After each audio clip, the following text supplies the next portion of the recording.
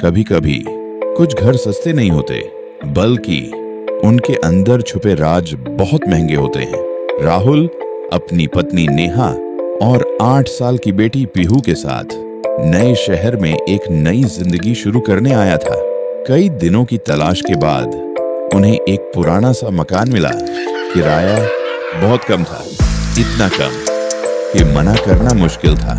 लेकिन घर का मालिक एक बात बार बार कह रहा था, ऊपर वाला कमरा कभी मत खोलना। राहुल हंस पड़ा। उसे लगा बूढ़े मालिक की बेकार की बातें हैं। शाम तक सारा सामान घर में आ चुका था।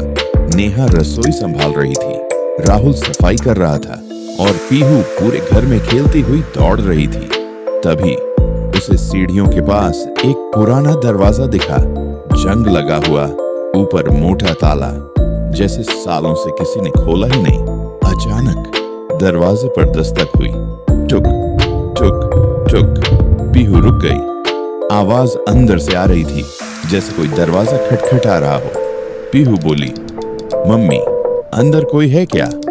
नेहा हंसते हुए बोली, नहीं बेटा, पुराना घर है, आवाजें आती रहती हैं। लेकिन उस रात ठीक 12 बजे ऊपर वाले कमरे से किसी के रोने की आवाज आने लगी, धीमी लेकिन साफ, जैसे कोई बच्ची मदद मांग रही हो। राहुल ने टॉर्च उठाई और धीरे धीरे सीढ़ियां चढ़ने लगा। हर कदम के साथ घर में अजीब सी गूंज फैल रही थी। वो दरवाजे के पास पहुंचा और तभी अंदर से किसी ने दरवाजे पर जोर से हाथ मारा। धड़ाम। राहुल के हाथ कांपने लगे और तभी ताला अपने आप हिलने लगा। क्या उस कमरे में सच में कोई है या कुछ और? आगे क्या हुआ जानने के लिए देखें पार्ट 2।